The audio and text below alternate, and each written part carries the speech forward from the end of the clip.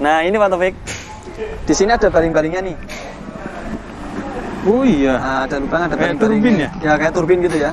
Nah ini biasanya kalau dia macet ini nggak bisa diputar gini. Oh, ini bisa diputar, bisa diputar ya, iya benar. Nah, kalau dia misalnya dia macet, ini coba diisi pakai oli dulu. Pertama diisi pakai oli. Nah setelah diisi pakai oli dikocok-kocok. Kemudian turbinnya ini tadi diputar dicongkel-congkel. Nah kalau dicongkel pertolongan pertamanya biasanya dia masih mau ngangkat. Mobil yang siap untuk dijual. Siap. Ada Pak, Nissan Grand Livina yang di sini Pak. Marun lagi. Kemarin kita sudah punya Marun ya Mas Ardi ya? Karena yang kemarin itu belum sempat kita betulin udah laku Pak. Masya Allah, baik.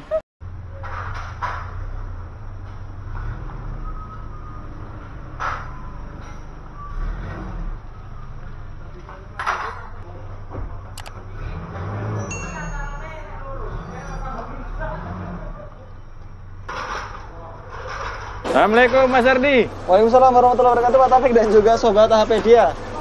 Nah, Mas apa kabar Ardi. Pak? Alhamdulillah Mas Ardi. Yuk. Ini mobil paling favorit nih di Nissan, banyak penggemarnya. Santerano Pak. Iya, ini Santerano. Mas Ardi, ini kan sebentar lagi akan ada libur panjang ya? Ya betul Pak. Akhir tahun ya. Nah, di sini pasti mungkin sudah banyak yang akan merencanakan mudik atau seperti apa. Nah, ini ada pertanyaan nih Mas Ardi nih. Ya. Setelah perjalanan panjang luar kota, ya, baik itu mudik atau jalan-jalan gitu ya, sampai di rumah, kembali ke rumah, itu mobil di starter susah hidup. Apa masalahnya kira-kira itu? Perjalanan panjang mesin panas berarti ya? Betul. Jadi ada beberapa penyebab di mana ketika mesin panas, starternya menjadi susah. Yang pertama, pompa bensinnya lemah. Jadi si bensin ini tadi nggak mau naik ke atas. Nah, kenapa kok bisa ketika mesinnya tadi sebelumnya masih hidup, begitu dimatikan dia nggak mau nyala? Nah, makanya seperti itu. Di antara ciri-ciri pompa bensin lemah, itu dia tidak mau menyala. Jadi dia mau starter. Kita bahasakan gini Pak Taufik, biar teman-teman di rumah juga tahu. Yang namanya, kalian kan mobil, customer kan mengeluhkan ini, Mas, mobil saya nggak bisa starter. Nah, ini kita kasih pemahaman yang sama. Ya, baik. Mobil nggak bisa di starter itu kalau misalnya dia tidak mau cracking. Cracking itu adalah sen. Nah, itu berarti starternya mau. Tapi kalau mobil nggak mau hidup, dia bisa di starter. Sen crackingnya mau, tapi dia nggak mau hidup. Nah, mungkin banyak di antara customer kita mobilnya nggak bisa di starter, itulah mobilnya nggak bisa hidup. Baik. Starter hidup tapi nggak mau, starternya mau sering cracking tapi nggak mau hidup mesinnya. Nah itu diantara adalah tadi pompa bensinnya dia lemah, sehingga ketika dia pas lagi panas-panasnya, pas lagi cinta-cintanya, atau dia ini ya dimatikan. Nah itu mengakibatkan dia nggak mau lagi ngangkat. Nah nunggu dingin dulu baru mau hidup. Itu yang pertama pompa bensin. Yang kedua, yang menjadi waspada adalah ketika si cylinder headnya ini sudah mulai melengkung Pak Taufik. Ada historinya mobil tersebut, dia pernah mengalami yang namanya overheat. Atau paling enggak overheatnya belum muncul, tapi di radiator sudah ada tanda-tanda kayak airnya berkurang. Kemudian dia punya cap radiatornya dia pecah atau rembes. Atau mungkin si motor fan-nya dia mati. Meskipun belum overheat, tapi kalau sudah ada tanda-tanda seperti itu di sebelum-sebelumnya, kemudian sudah diperbaiki. Nah, setelah diperbaiki ini, radiatornya mungkin diganti, yang tadinya bocor, atau mungkin diganti cap radiatornya, upper tanknya, atau mungkin si motor fan-nya juga udah diganti. Nah, setelah kejadian ini kok begitu perjalanan jauh, dimatikan, kemudian misalnya kayak ngisi bensin ya, ngisi bahan bakar, kemudian dihidupkan lagi, starternya panjang. Dia mau cracking tapi tidak kunjung hidup. Nah, kalau kondisinya kasusnya kayak gini, maka kalau bensinnya itu tadi aman, pompa bensinnya aman, kita mau nggak mau harus membuka busi Pak Taufik. Nah, businya kita buka, kemudian kita intip. Nah, di dalam ruang bakarnya itu ada airnya enggak? Kalau dia ada airnya, kemungkinan besar mengalami kelengkungan akibat dari sebelumnya yang tadi. Dia pernah mengalami overheat. Karena kita pernah mengalami kasus kayak gitu. Jadi ketika dia habis dilakukan perjalanan jauh, customer kami dari Nganjuk waktu itu, Pak Budi, ketika dari perjalanan jauh masuk ke Jogja, begitu keluar dari tol, kemudian mengisi bahan bakar, dimatikan mesinnya, dihidupkan lagi, dia nggak mau hidup. Dia mau cracking tapi dia nggak mau hidup. Nah, ternyata begitu dicek di radiatornya mengalami pecah. Jadi di upper tank itu mengalami pecah, akhirnya diisi dulu. Diisi radiatornya, ternyata sempat overheat setelah diisi. Sempat overheat, akhirnya dibawa ke bengkel kami. Begitu dicek, dicek businya dibuka, ternyata busi sudah mengalami warna merah bata. Orange, ya. Orange ya, warna keorangean. Nah, itu ketika orange itu berarti dia sudah terkontaminasi dengan air. Dan pasti akan diikuti dengan air radiatornya yang menyusut. Seperti itu, Pak Taufik. Nah, kalau sudah terjadi hal seperti itu, maka mau nggak mau harus silinder headnya diturunkan dulu. Kemudian diperbaiki gasketnya, dicek kelengkungan bloknya. Kalau bloknya nggak melengkung, sementara yang melengkung hanya silinder headnya, maka dilakukan slap silinder head atau ganti silinder head dan juga ganti gasketnya. Kalau misalnya silinder headnya udah diganti itu ketika dia sudah limitnya sudah habis. Tapi kalau masih ada limitnya, masih masuk limit, maka dia di slap rata, ganti gasketnya, maka itu bisa menyembuhkan penyakitnya. Seperti itu, Pak Taufik. Itu dua itu yang paling sering mengakibatkan dia starter panjang. Atau yang kemungkinannya itu kecil, pengapiannya atau camshaftnya itu lompat gearnya.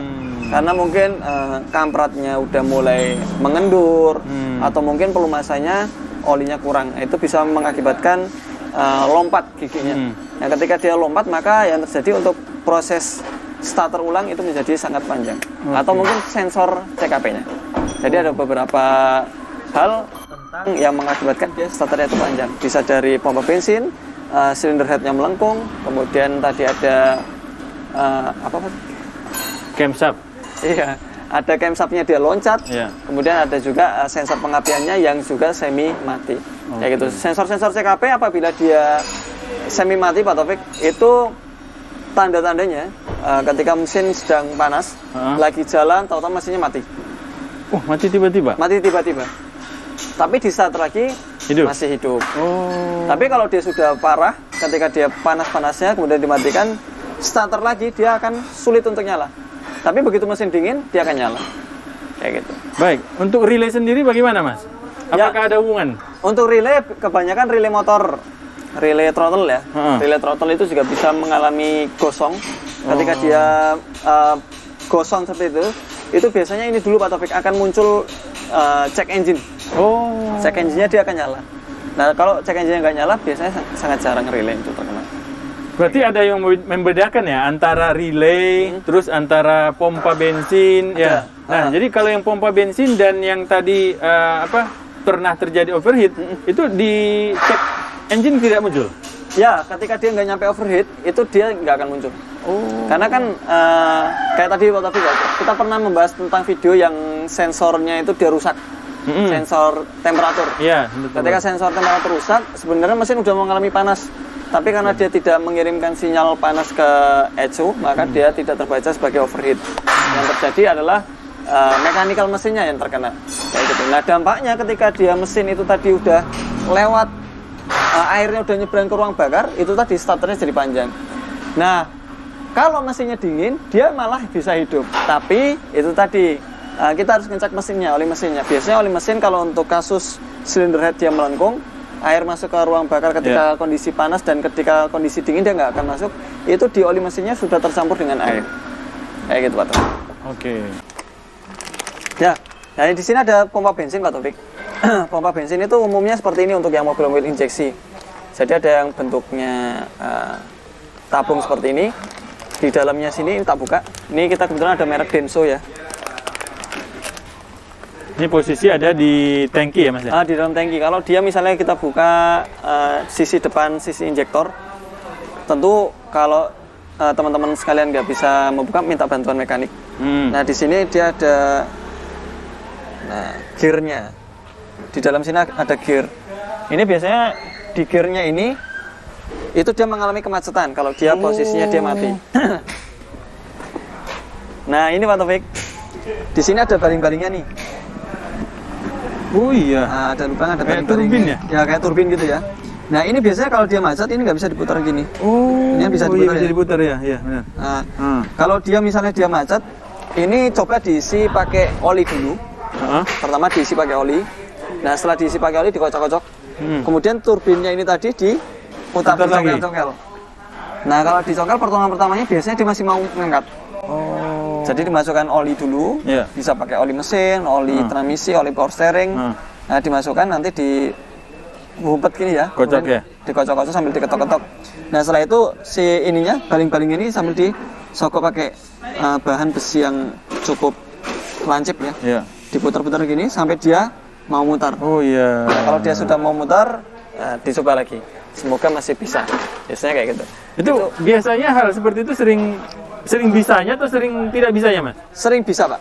Oh. Ya kalau peluang berhasilnya 60%. 60% ya. Jadi kalau 55 berarti masih bisa, Pak. Masih bisa. 50%. Berarti masih bisa untuk keadaan darurat ya? Ya, keadaan darurat seperti itu. Nah, itu nanti kalau sudah bisa muter itu biasanya dipasangkan sambil dipancing-pancing starter ataupun kunci kontak di-on-kan saja. Kadang-kadang motor-motor apa pompa bensin seperti ini bisa bergerak. Seperti itu, Pak Taufik. Oke, Mas Ardi, kelihatannya saya menjadi ini ya, bisa nggak sih kita buat seperti training ya? Training darurat sebuah kendaraan di perjalanan. Bisa, Pak. Sehingga owner atau pemilik itu atau yang nyupir ya, itu minimal tahu apa yang harus dilakukan gitu loh, pertolongan pertama. Ya, bisa. Insya Allah kita buatkan kontennya, Pak. Kalau bisa kita buat kelasnya aja, Mas. Ya. Ya, kita buat Zoom live ya. Zoom live ya. Oke lah, insya Allah. Oke, insya Allah. Ada waktu dan juga ini kesempatan. Iya. Yang kedua itu tadi kan pompa bensin, Pak ya. Kita tadi sempat membahas kan masalahnya kan ada beberapa kayak sensor pengapian juga. Nah, sensor pengapian itu teman-teman sekalian ini bentuknya kayak gini. Ini sensor CKP ya, crankshaft position sensor. Nah, ini bentuknya kayak gini. Apabila dia kondisi pas posisi mesin panas, tiba-tiba mati mendadak, kemudian starter di cracking mau, tapi dia tidak kunjung hidup mesinnya, satu di antara adalah ini CKP. Tapi kalau CKP ini tadi dia bermasalah, tentu di indikator mesinnya akan mengalami yang namanya check engine nyala. Dan itu sebelum dia mati total, pasti check engine-nya akan nyala terlebih dahulu.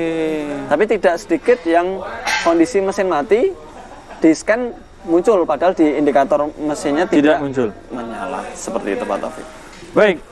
Di antara beberapa yang sudah Mas sampaikan ini, yang paling sering adalah pompa bensin. Pompa bensin. Nah, ketika mesin sedang panas-panasnya, kemudian dimatikan, kemudian starter lagi nggak mau hidup, pompa bensin. Oke, bagaimana cara mengatasi, Mas? Sebelum kita berangkat, berarti kita tune up dulu? Jadi apa? Kita rubah kebiasaan kita. Sebenarnya pompa bensin ini bisa berumur panjang, tapi kebanyakan kalau misalnya si pemilik mobil dia tidak memperhatikan kondisi tangki bensinnya, itu bisa berumur pendek. Misalnya gini, Pak Taufik, indikator bensin itu kan penunjuk di dalam kapasitas tangki bensin ya. Apabila dia mendekati empty, maka sebenarnya dia di sana masih ada minyak. Ya, betul. Ketika dia empty ya, indikatornya dia nyala, warna lampunya dia nyala, masih ada sekitar 5 literan. 5 liter. Tapi hal tersebut jangan dijadikan sebagai wah, nggak apa-apa lah, masih bisa hidup. Nah, kita harus rubah kebiasaan. Ketika pompa bensin ini, Pak Taufik, dia kondisi di dalam tangki ya. Ini saya buka kembali. Kan posisinya dia pasti berdiri seperti ini. Berdiri seperti ini. Misalnya anggap saja tangki itu dia lebar. Ya. Nah, ketika dia kondisi separuh mendekati empty atau seperempat mendekati empty, seperempat mendekati kosong ya, itu dia akan tidak akan merendam pompa bensin. Kalau pompa bensin dia nggak kerendam, ini bekerja panas. Karena dia berputar terus untuk menyedot. Nah, ketika dia panas, ini akan memperpendek usia pompa bensin. Sehingga teman-teman sekalian, kalau misalnya memiliki kendaraan mobil, sebisa mungkin sebelum seperempat tangki terakhir yang ada di indikatornya, isi ulang full lagi. Itu pertama tujuannya untuk mengawetkan pompa bensin. Di pompa bensin dia ada memiliki indikator atau sensor ini ya, fuel sender. Fuel sender itu yang membaca di dalam tangki. Apabila dia tidak terendam bensin, maka sirkuit yang ada di fuel sender itu tadi menjadi kering. Efeknya kalau dia kering, dia main naik turun atau turun setengah kemudian turun, setengah turun, itu dia nggak kerendam, itu mengakibatkan pembacaan bensin menjadi ngacau. Sehingga yang lainnya, si tangki sendiri kalau dia misalnya sudah terbiasa mengisi dalam kondisi kosong, kosong, diisi separuh saja. Maka di langit-langit tangki itu akan mengakibatkan penguapan. Iya, nah, betul. penguapan itu mengakibatkan korosi yang ada di tangki. Korosi di tangki itu mengakibatkan endapan di dalam tangki itu sendiri. Endapan nanti yang akan mengakibatkan ininya tadi, Pak. Turbin yang ada di dalam motor atau pompa bensin ini menjadi macet. Nah, makanya tadi dikasih pelumas sejenis oli atau minyak atau ATF ya. Itu supaya kalau dia terjadi kemacetan paling nggak ada pelumasan di dalamnya dan si turbin masih bisa muter. Nah, itu penyebabnya adalah itu tadi, Pak Taufik. Jadi sebisa mungkin buat teman-teman yang khususnya sering perjalanan jauh, maka sebelum seperempat tangki itu tadi dia kosong, maka segera isi sampai full. Seperti itu, Pak Taufik. Kemudian Pak Taufik, dari sisi yang lain adalah biasanya relay pompa bensin ini dia memiliki relay. Perhatikan juga kalau kilometer sudah di atas 150.000 kilo, maka hendaknya mencari tahu posisi, karena beberapa ada yang jadi satu sama modul. Tapi kebanyakan ada relay itu terpisah dengan modulnya dan dia berada di dekat dengan tangkinya biasanya. Nah, kalau ada yang relay terpisah seperti itu, maka ganti relaynya supaya lebih aman untuk perjalanan jauh. Berapa ribu kilometer kendaraan itu harus kita waspada dengan hal-hal seperti ini? Ya, tentunya kalau untuk hal tersebut 100.000 ke atas itu sudah menjadi warning. Paling enggak kita di kilometer, kalau mobil udah 100.000 kilometer, kuras tangki bensin. Paling enggak kita ngecek lah. Kalau nggak kuras kita ngecek tangki bensin ada kotorannya nggak. Kalau misal ada kotoran langsung kuras, ganti BBM yang baru. Kalau misalnya dia filter bensin yang di dalam tangki dia kotor, bersihkan. Kita pernah membahas tentang filter bensin. Iya. Itu juga penting untuk kelangsungan pompa bensin.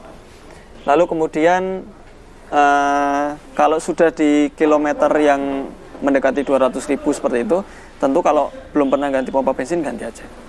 Harga bagaimana? Harganya untuk yang tipe-tipe Denso seperti ini sekitar 600 ribuan. 600 ribu? 600 ribuan. Bisa untuk berapa tahun Mas biasanya pemakaian? Kalau dia sudah mulai lebih aware ya? Aware dengan intinya bisa sampai 10 tahun bisa Pak. Oh iya? Iya, 10 tahun bisa. Jadi kalau untuk mobil-mobil yang 2007 sampai 2017 itu tuh sebenarnya belum ada trouble. Kalau si pemilik tadi rutin mengisi bensin dengan full ya. Kemudian seperempat full seperti itu. Jangan sampai setengah res itu jangan sampai.